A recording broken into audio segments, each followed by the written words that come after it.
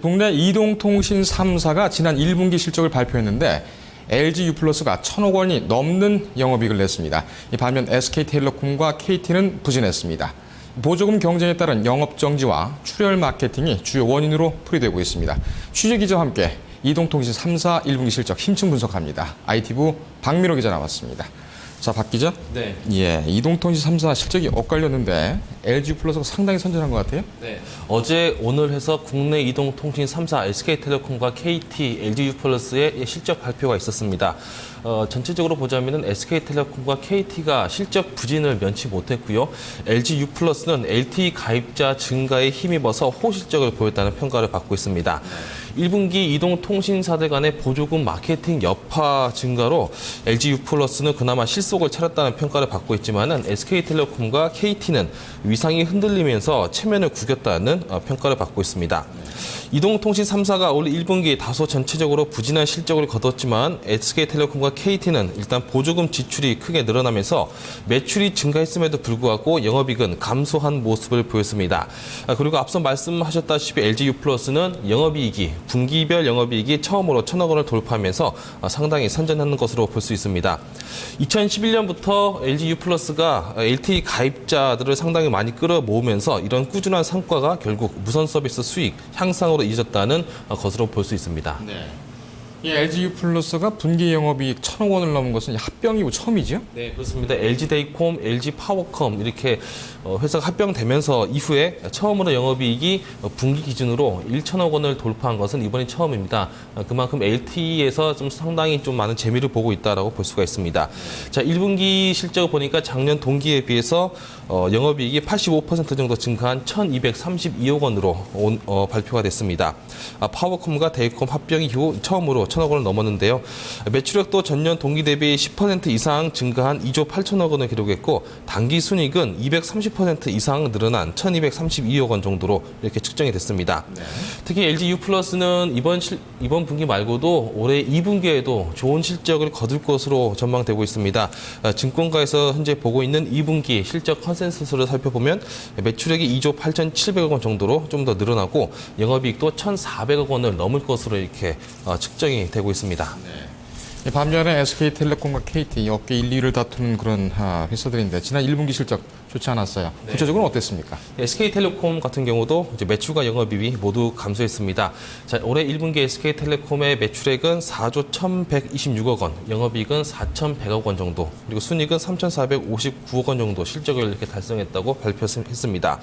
일단 영업 정지 등의 영향이 가장 크게 다가왔고요.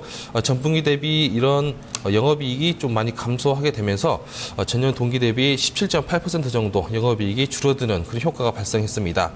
KT도 KT 같은 경우는 오늘 또 실적을 발표했는데요. 1분기 매출이 6조 1,045억 원 정도. 전년 동기에 비해서 매출액은 7%가량 늘었지만은 매출이 늘었음에도 불구하고 영업이익은 오히려 36.7%가 감소한 3,673억 원을 기록하는 데 그쳤습니다. 핸드폰 마케팅, 특히 보조금 지출이 상당히 많아서 영업이익이 그만큼 줄어들었다라고 분석을 할 수가 있는데요. 아무래도 보조금 전쟁이 그만큼 치열해지다 보니까 통신사들이 제살 깎아먹기를 그대로 보여줬다고 볼 수 있습니다. 그렇군요. 자, 이 통신사들 실적 부진이 주로 이제 그 과도한 마케팅, 출혈 마케팅 때문이다. 이런 이제 지적이 유력한데 LG유플러스는 이걸 잘 피했나 봐요? 네, 그렇습니다. 그 영업 정지 기간 3사가 공통적으로 영업 정지를 받았던 적이 있었고요. 그리고 보조금 출혈 경쟁이 너무 심해지다 보니까 이게 통신사들의 영업이익이 오히려 줄어들게 되는 이런 부정적인 효과가 나타나고 있습니다. 이동통신 3사들이 휴대폰을 통해서 마케팅 비용으로 쏟아붓는 돈이 벌써 2조 원이 넘어섰습니다. 공식적으로 2조 543억 원 정도로 이렇게 마케팅 비용을 통신 3사가 쓰고 있다라고 집계가 되고 있는데요.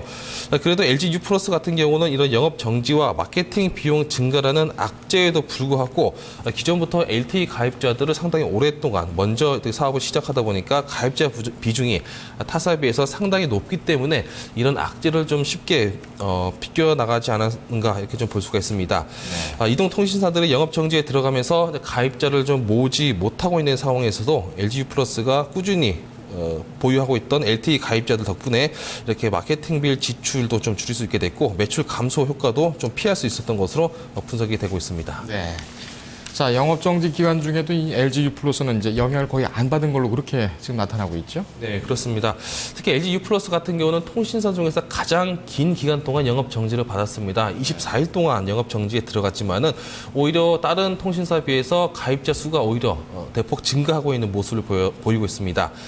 특히 이제 LTE 가입자 수 같은 경우는 U+가 전분기 대비 250% 이상, 2.5배가 늘어난 거죠. 현재 520만 명 정도 LTE 가입자를 보유하고 있는 것으로 집계가 돼서 탄탄한 실적 발표에 이런 LTE 가입자들이 충분히 좀 많은 효과를 발휘했던 것으로 보입니다. LG U+ 전체 가입자 중에 LTE 가입자 비중이 벌써 50%를 넘어섰습니다. SK텔레콤과 KT 같은 경우는 LTE 가입자 수가 한 30%대밖에 머무르지 않고 있는데 아무래도 이런 면에서 U+가 좀 좋은 실적을 낼 수 있었던 그런 배경으로 보입니다. LTE 가입자 수가 그만큼 많다는 것은 이제 무선 서비스 가입자당 평균 매출이 그만큼 더 늘어날 가능성이 많다라고 보는 건데요. LG U+ 같은 경우 작년 동기보다 20% 가까이 가입자당 평균 매출이 늘어나면서 상당히 좋은 효과를 많이 봤다고 볼 수 있습니다. 그렇군요. 자, 이제 다음 분기가 문제인데 다음 분기는 이제 LG U+가 이 추세를 유지를 할지 KT나 SK텔레콤은 체면을 세울지 이게 또 관건이겠네요. 네. 박 기자 오늘 잘 들었습니다. 고맙습니다.